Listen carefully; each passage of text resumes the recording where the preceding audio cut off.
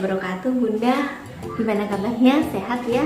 Mudah-mudahan kehamilan Bunda hari ini diberikan kesehatan, juga semangat untuk menimba ilmu nih. Nah, segmen hari ini saya akan membahas mengenai standar minimal pemeriksaan ibu hamil.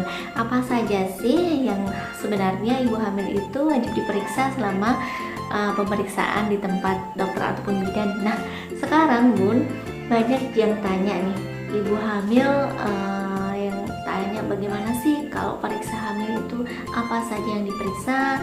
Kemudian ibu satu bilang, saya itu kalau periksa hamil diperiksa dari ujung rambut sampai ujung kaki. Ada juga yang periksa, saya itu kalau periksa ibu hamil hanya perutnya saja. Ada juga yang periksa, saya kalau periksa ibu hamil itu diperiksa macam-macamnya seperti laboratorium, komplit gitu ya. Nah, sebenarnya kepentingannya apa? Kapan dilakukan pemeriksaan tersebut? Dan minimal itu apa saja sih selama bunda-bunda periksa semuanya? Yuk kita pelajari bersama standar minimal pemeriksaan pada ibu hamil. Siap ya Bunda? Kita akan membahas mengenai standar minimal pemeriksaan pada ibu hamil. Ketika ibu sedang melakukan pemeriksaan kehamilan, paling tidak Bunda memahami apa saja yang akan diperiksa oleh tenaga kesehatan. Nah, ada 10 standar minimal yang akan Bunda terima pastinya. Yang pertama, ketika Bunda datang ke fasilitas kesehatan, Bunda akan dilakukan yang namanya pemeriksaan timbangan atau berat badannya ditimbang. Nah, ditimbang berat badannya, kemudian diukur tinggi badannya. Pasti ya Bunda ya. Berbicara mengenai penimbangan berat badan selama kehamilan, nah bunda-bunda di sini merasakan ada yang beda nggak? Pasti ada yang beda ya. Yaitu semakin bulan semakin menaiki umur kehamilan bayinya, ini pun semakin besar, semakin berat, Bunda otomatis juga akan mengalami penambahan berat badan. Nah, kenapa harus ditimbang selama pemeriksaan kehamilan?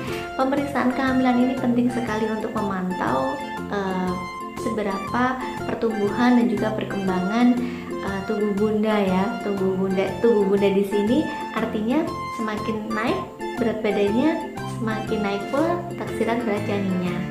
Nah Bunda, berapa sih penambahan berat badannya? Kalau di awal-awal trimester pertama kehamilan, Bunda biasanya naiknya 0,5 kg per bulan ya.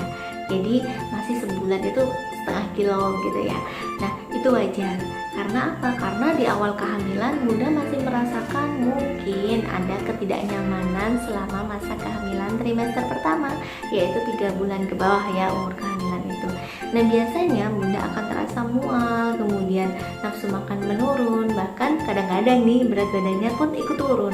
Tetapi tidak perlu khawatir, itu nanti ada solusinya, sebenarnya tips supaya mengurangi rasa ketidaknyamanan selama trimester pertama di segmen selanjutnya. Oke Bunda, kita kembali lagi ke standar minimal pertama, yaitu Bunda diukur berat badan dan juga diukur tinggi badan. Nah, ditimbang berat badan dan tinggi badannya pun diukur. Nah, itu standar yang pertama. Nah, berat badan itu tadi Bunda, penambahan berat badan semakin besar umur kehamilannya, nanti akan semakin naik juga nih. Trimester kedua sudah mulai enak untuk makan. Nah, Bunda berat badan mulai naik sedikit-sedikit gitu. Trimester ketiga pun Bunda akan tambah lagi. Kadang-kadang nih berat badannya setengah kilogram tadi yang awal kehamilannya itu sebulan, ternyata di trimester ketiga Bunda bisa per minggu. Nah, hati-hati juga ya, kita pantau taksiran berat janinnya. Nah, Bunda, itu adalah standar yang pertama. Pastinya Bunda akan selalu mengingatkan ketika belum ditimbang berat badannya. Nah, untuk standar yang kedua, untuk pemeriksaan ibu hamil, apalagi nih Bun kira-kira? Kalau Bunda datang kemudian habis ditimbang kemudian diukur tingginya, yang kedua adalah dilakukan pengukuran tekanan darah. Nah, penting sekali Bunda untuk pengukuran tekanan darah pada ibu hamil. Kenapa? Karena ibu hamil ini ada standar di mana tekanan darahnya memang harus normal ya. Kenapa? Karena harus dipantau benar-benar ya. Tekanan darah normalnya berapa nih Bun? Biasanya kalau Bunda rata-rata berapa? Ada 120, ada 110 per 80, 120 per berapa misalnya 80, atau 140 per 90. Nah, hati-hati Bunda, kalau 140 ya, tensi 140 per 90 contohnya, itu adalah batas di mana sudah merupakan batas tekanan darah yang tidak normal. Nah, yang disebut eklamsi atau preeklamsi nanti akan diikuti dengan pemeriksaan penunjang ya, penunjang yang lainnya untuk menegakkan diagnosa tersebut. Jadi penting sekali tekanan darah selama masa kehamilan. Bunda harus selalu dipantau, diperiksa. Kenapa periksa hamil itu harus rutin? Salah satunya adalah memantau tekanan darah ibu hamil. Nah, itu yang harus kita waspadai Bunda. Kemudian yang ketiga setelah kita diukur tinggi badan, timbang berat badan, kemudian tensi, di sini Bunda diukur status gizinya atau ukuran di bagian lengan kiri atau lila namanya, atau lingkar lengan sebelah kiri.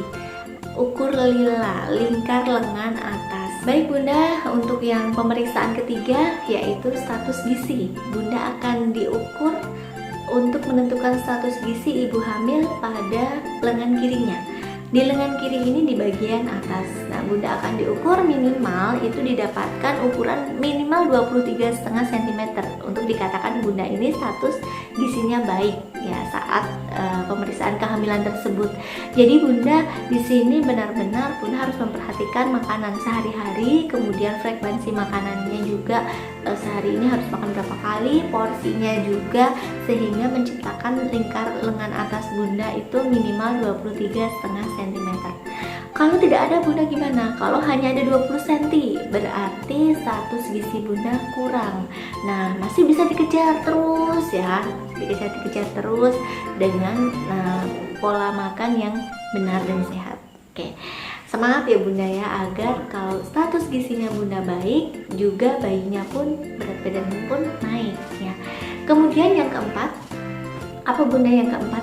Yang keempat adalah pemeriksaan untuk ukuran puncak rahim. Nah, biasanya untuk trimester awal-awal nih, umur kehamilan di bawah 3 bulan belum teraba. Nanti kalau udah 5 bulan ke atas, nah itu bisa diukur bagian perutnya akan dipegang oleh pemeriksa, kemudian di situ akan diukur berapa senti sih gitu ya rahimnya gitu. Jadi kelihatannya ini gede banget perutnya, tapi ketika diperiksa, oh ternyata bayinya tidak sampai sebegitu besarnya, contohnya seperti itu. Ada ukuran. Nah, ukuran tinggi fundus uterus namanya atau puncak rahim pada ibu hamil ini sebanding lurus dengan umur kehamilan ibu. Jadi ketika umur kehamilannya itu semakin besar, nah ukuran tinggi fundus uteri atau puncak rahim ini juga akan semakin besar sentimeternya. Yang kelima adalah Bunda ketika periksa hamil akan dipegang perutnya dan dicari detak jantung janinnya atau suara duk duk duk duk duk seperti itu yang akan terdengar ketika Bunda merasakan suara itu. Rasanya senang banget gitu ya. Nah, itu pasti akan dirasakan Bunda ketika umur kehamilan sudah menginjak trimester kedua. Di sini Bunda akan merasakan betapa nikmatnya menjadi seorang ibu yang sedang mengalami proses kehamilan, karena di dalam satu perut ibu ada makhluk lain yang hidup dan bisa kita dengarkan detak jantungnya.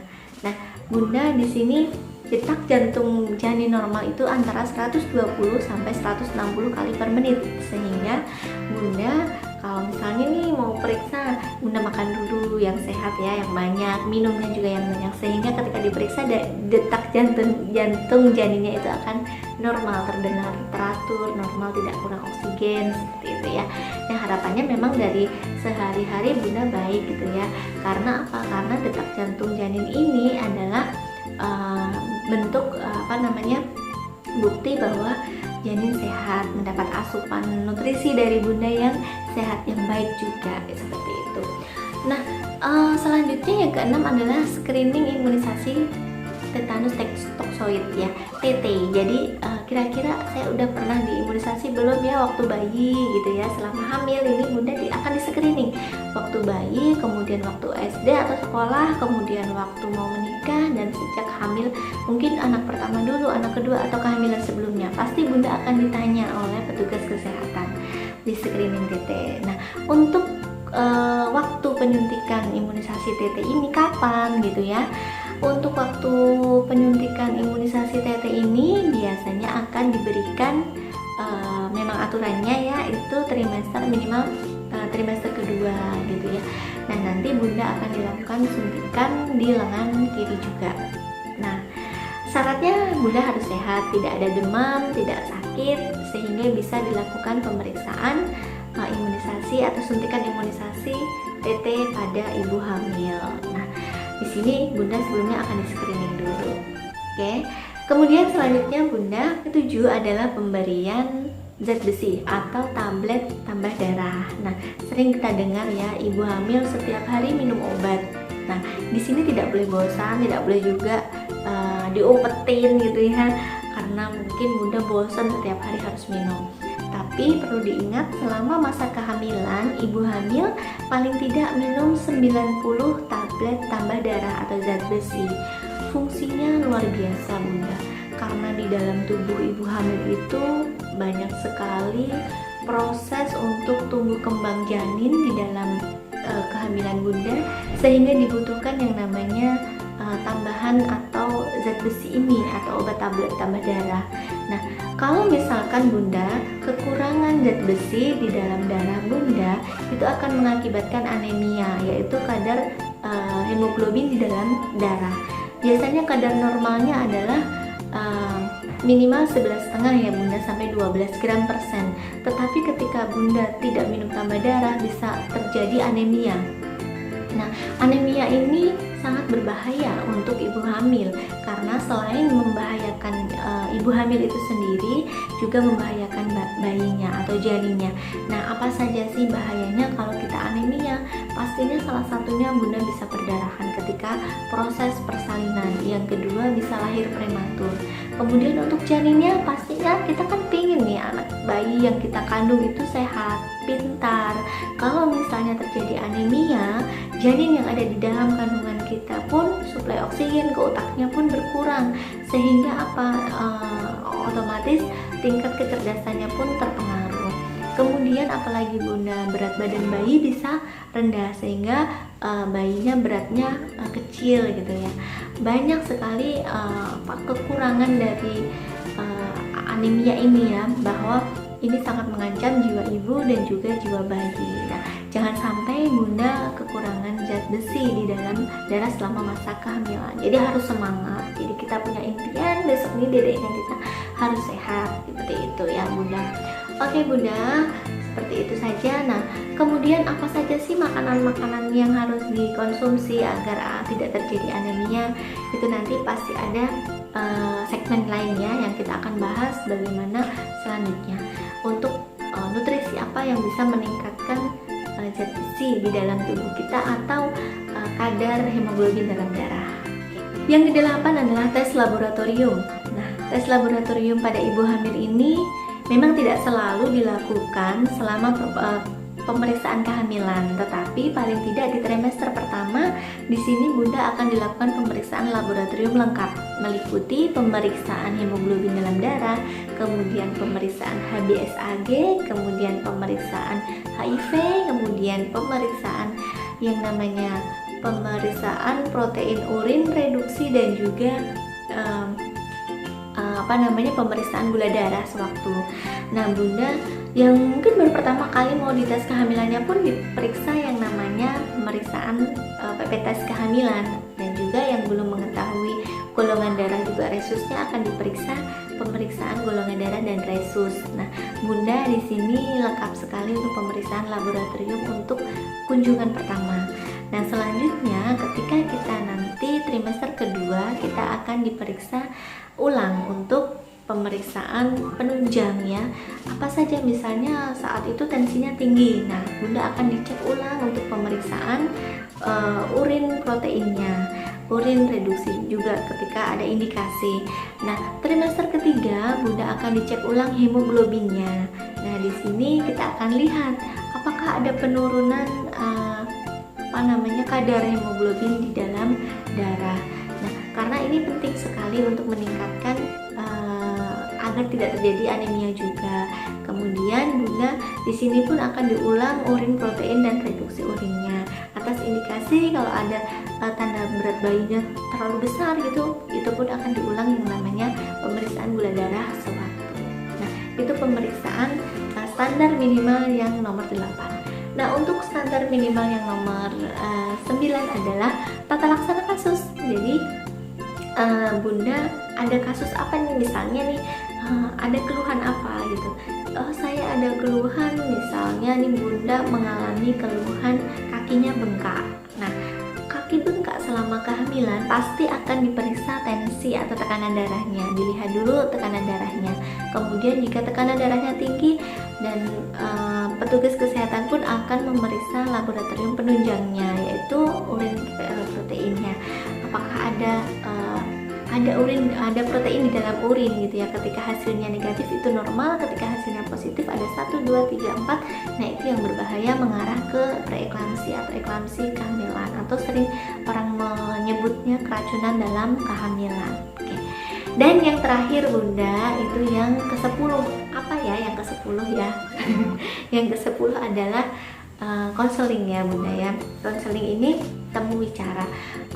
Di sini Bunda ditanya nih apa perencanaan persalinannya, mau di mana bersalinnya, punya calon pendonor darahnya, kemudian mau di mana, punya jaminan kesehatan atau tidak, dan juga kasus-kasus mungkin yang ingin Bunda tanyakan. Nah, di sini sangat penting sekali untuk menunjang proses persiapan persalinan Bunda, dan itu disesuaikan Bunda dengan kondisi saat Bunda periksa. Jadi ada trimester 1, trimester 2, trimester 3, pastinya ditunggu aja ya. Ada segmen untuk kita bahas mengenai umur kehamilan trimester pertama itu sampai 0 sampai 12 minggu itu apa saja ini yang Bunda perlu ketahui. Nah, masalah apa, solusinya bagaimana, nah itu akan kita bahas juga. Jadi ikuti terus, jangan lupa untuk informasi yang bermanfaat ini bisa di-share, dibagikan kepada teman, sahabat, dan juga kerabat yang terutama yang sedang hamil ya. Seperti itu Bunda ya. Jadi standar minimal pemeriksaan kehamilannya ada 10, dan Bunda sekarang sudah paham, sudah mengetahui apa saja yang harus Bunda dapatkan. Sekian dulu video hari ini, mudah-mudahan bermanfaat dan semuanya dalam keadaan sehat ya Bunda ya.